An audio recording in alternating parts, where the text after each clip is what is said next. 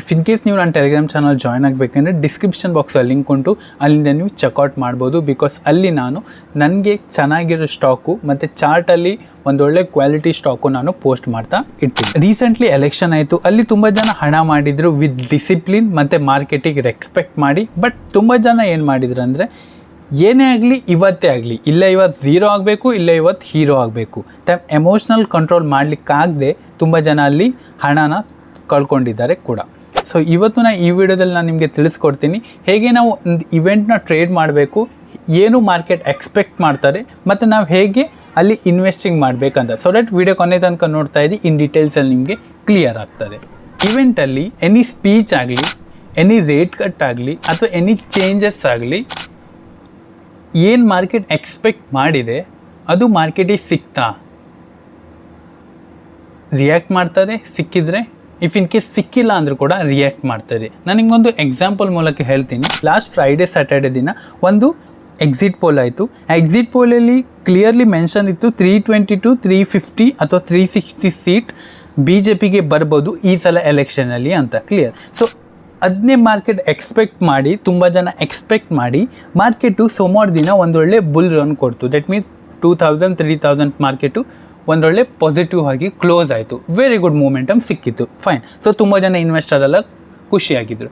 But ಯಾವತ್ತು election result ಇತ್ತು ಆವಾಗ ಏನಾಯ್ತಂದರೆ 294ಕ್ಕಿಂತ BJP ಸೀಟು ಅಪ್ಸೈಡಲ್ಲಿ ಸ್ಟ್ರಗಲ್ ಮಾಡ್ತಾಯಿತ್ತು. ದಟ್ ಮೀನ್ಸ್ 294ಕ್ಕಿಂತ ಸೀಟು ಮೇಲೆ ಹೋಗ್ತಾ ಇಲ್ಲ, ಅಲ್ಲೇ ಸ್ಟಕ್ ಆಗಿತ್ತು. ಆವಾಗ ಮಾರ್ಕೆಟ್ ಏನಾಯಿತು, ಕ್ರ್ಯಾಶ್ ಆಯಿತು. ದಟ್ ಮೀನ್ಸ್ ಮಾರ್ಕೆಟಿಗೆ ಏನು ಫೀಡ್ ಮಾಡಿದಾರಲ್ಲ ಅದು ಮಾರ್ಕೆಟಿಗೆ ಸಿಕ್ಕಿಲ್ಲ. ಮಾರ್ಕೆಟ್ ಏನು ಎಕ್ಸ್ಪೆಕ್ಟ್ ಮಾಡ್ತು, ಮಾರ್ಕೆಟಿಗೆ ಆ ಎಕ್ಸ್ಪೆಕ್ಟೇಷನ್ನು ಫುಲ್ಫಿಲ್ ಆಗಿಲ್ಲ, ಮಾರ್ಕೆಟಿಗೆ ಹರ್ಟ್ ಆಯಿತು. ಸೊ ಅದಕ್ಕೆ ಮಾರ್ಕೆಟು ಅಲ್ಲಿಂದ ಫಾಲ್ ಆಯಿತು. ಐ ಹೋಪ್ ನಾ ಹೇಳಿದ ಪಾಯಿಂಟು ಕ್ಲಿಯರ್ ಆಯ್ತಂತ.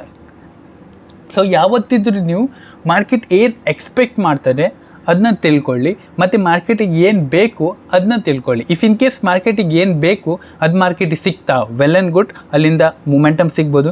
ಇಫ್ ಇನ್ ಕೇಸ್ ಮಾರ್ಕೆಟಿಗೆ ಏನು ಸಿಕ್ಕಿಲ್ಲ ಅಲ್ಲಿಂದ ಮಾರ್ಕೆಟು ನೆಗೆಟಿವ್ ಆಗ್ತಾರೆ. ಯಾವುದೇ ಇವೆಂಟ್ಸಲ್ಲಿ ಇದೊಂದು ಪಾಯಿಂಟು ವೆರಿ ನೆನ್ಪಿಟ್ಕೊಳ್ಳಿ. ಸೊ ಬಜೆಟ್ ದಿನ ಮತ್ತು RBI ಇನ್ಫ್ಲೇಷನ್ ದಿನ ಈ ಥರ ಡೇಸಲ್ಲಿ ಎಲ್ಲ ನಾವು ಸ್ವಲ್ಪ ಕ್ವಾಂಟಿಟಿ ಲೆಸ್ ಇಟ್ಟು ಟ್ರೇಡ್ ಮಾಡಬೇಕಾಗುತ್ತೆ. ಮತ್ತು ನಮ್ಮದು ಫಾರ್ ಎಕ್ಸಾಂಪಲ್ ನಾವು 3 ಲಕ್ಷ ನಮ್ಮ ಹತ್ರ ಹಣ ಇದ್ದರೆ ಅಲ್ಲಿ ನಾವು 1 ಲಕ್ಷ ಇಲ್ಲ 50,000ನೇ ಟ್ರೇಡ್ ಮಾಡಬೇಕು. ಬಿಕಾಸ್ ನಮಗೆ ಮತ್ತು ಕೂಡ ಬಜೆಟಲ್ಲಿ ಟ್ರೇಡ್ ಮಾಡಬೇಕು, ಫೈನ್.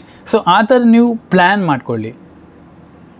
ಎಲ್ಲ ಹಣ ಒಂದೇ ಬಜೆಟಲ್ಲಿ ನಾನು ಮಾಡ್ತೀನಿ ಅಥವಾ ಎಲ್ಲ ಹಣ ಒಂದೇ ಬಜೆಟಲ್ಲಿ ನಾನು ಸ್ವಹ ಮಾಡ್ತೀನಿ, ಇದೆಲ್ಲ ತಲೆಯಲ್ಲಿ ಇಟ್ಕೊಳ್ಬೇಡಿ, ಕ್ಲಿಯರ್. ಈಗ ಇನ್ಫ್ಲೇಷನ್ ರೇಟಲ್ಲಿ ಏನು ಬೇಕು ಮಾರ್ಕೆಟಿಗೆ, ಇನ್ಫ್ಲೇಷನ್ ರೇಟು ಕಟ್ ಆಗಬೇಕು, ಅಲ್ಲಿಂದ ಮಾರ್ಕೆಟ್ ಪಾಸಿಟಿವ್ ಆಗ್ತಾರೆ, ಕ್ಲಿಯರ್. ಸೊ ಈಗ ಎಲೆಕ್ಷನ್ ಡ್ಯೂರಿಂಗಲ್ಲಿ ಮಾರ್ಕೆಟಿಗೆ ಏನು ಬೇಕು,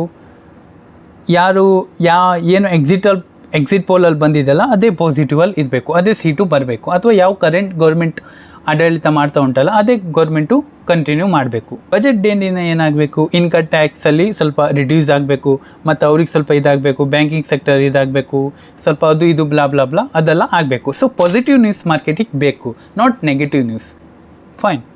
ಸೊ ಈ ಥರ ಪಾಯಿಂಟ್ಸ್ ಎಲ್ಲ ನೀವು ಇಂಪಾರ್ಟೆಂಟ್ ಇರಬೇಕು. ಇಫ್ ಇನ್ ಕೇಸ್ ಮಾರ್ಕೆಟಿಗಲ್ಲಿ ಎಕ್ಸ್ಪೆಕ್ಟೇಷನ್ ಏನು ಮಾಡಿದೆ ಅದು ಸಿಕ್ಕಿಲ್ಲ ಅಂದರೆ ಮಾರ್ಕೆಟ್ ಕ್ರ್ಯಾಶ್ ಆಗ್ತದೆ. ಆವಾಗ ನೀವು ಏನು ಮಾಡಿ, ಇನ್ವೆಸ್ಟಿಂಗ್ ಮಾಡಿ, ಬಾಟಮ್ ಫಿಶಿಂಗ್ ಮಾಡಿ, ಒಳ್ಳೊಳ್ಳೆ ಸ್ಟಾಕು ಲಾಂಗ್ ಟರ್ಮಿಗೆ ನೋಡಿ. ಬಿಕಾಸ್ ಅಲ್ಲಿ ನಿಮಗೆ ಡಿಸ್ಕೌಂಟಲ್ಲಿ ಸಿಗ್ತದೆ.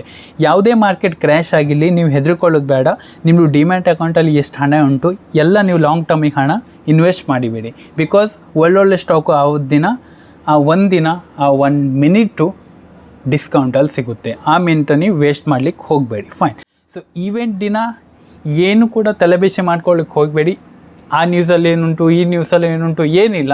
ಮಾರ್ಕೆಟಿಗೆ ಏನು ಬೇಕು ಅದು ಸಿಗ್ತಾ, ಮಾರ್ಕೆಟಿಗೆ ಏನು ಬೇಡ ಅದು ಸಿಗ್ತಾ, ಇಷ್ಟು ನೋಡಿ ಟ್ರೇಡ್ ಮಾಡಿ. ಮತ್ತು ಎಲ್ಲ ಇವೆಂಟಲ್ಲೂ ಕ್ವಾಂಟಿಟಿ ಲೆಸ್ ಇಟ್ಕೊಂಡು ಟ್ರೇಡ್ ಮಾಡಿ. ಮನಿ ಮ್ಯಾನೇಜ್ಮೆಂಟ್, ಡಿಸಿಪ್ಲಿನ್ ಇದನ್ನ ಫಾಲೋ ಮಾಡಿ ಟ್ರೇಡ್ ಮಾಡಿ. ಆವಾಗಲೇ ನಿಮಗೊಂದೊಳ್ಳೆ ಔಟ್ಪುಟ್ ಸಿಗ್ತದೆ.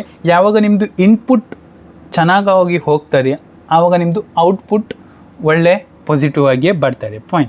ಐ ಹೋಪ್ ನಾ ಈ ವಿಡಿಯೋದಿಂದ ನಿಮ್ಗೆ ಏನಾದರೂ ಚೇಂಜಸ್ ಅಥವಾ ಒಂದು ಒಳ್ಳೆ ವ್ಯಾಲ್ಯೂ ಕೊಡಲಿಕ್ಕೆ ಟ್ರೈ ಮಾಡಿದೆ ಅಂತ ಅಂದ್ಕೊಳ್ತೀನಿ. ಇಫ್ ಇನ್ ಕೇಸ್ ನಿಮಗೆ ಆ ವ್ಯಾಲ್ಯೂ ಸಿಕ್ಕಿದರೆ ಪ್ಲೀಸ್ ಚಾನಲ್ನ ಸಬ್ಸ್ಕ್ರೈಬ್ ಮಾಡಿ. ಹಾಗೆ ಯಾರಿಗಾದರೂ ಈ ವಿಡಿಯೋನ ಶೇರ್ ಮಾಡಿ ಪ್ಲೀಸ್. ಈ ವಿಡಿಯೋದಲ್ಲಿ ಅಷ್ಟೇ. Thank you. Have a good day. If in case ನಿಮಗೆ ಏನೇ ಡೌಟ್ ಇದ್ದರೆ ಕಮೆಂಟ್ ಬಾಕ್ಸ್ ಮೂಲಕ ತಿಳಿಸಿ, ಇಲ್ಲಾಂದರೆ ಟೆಲಿಗ್ರಾಮ್ ಚಾನಲ್ ನನಗೆ ತಿಳಿಸಿ. Have a good day. Thank you.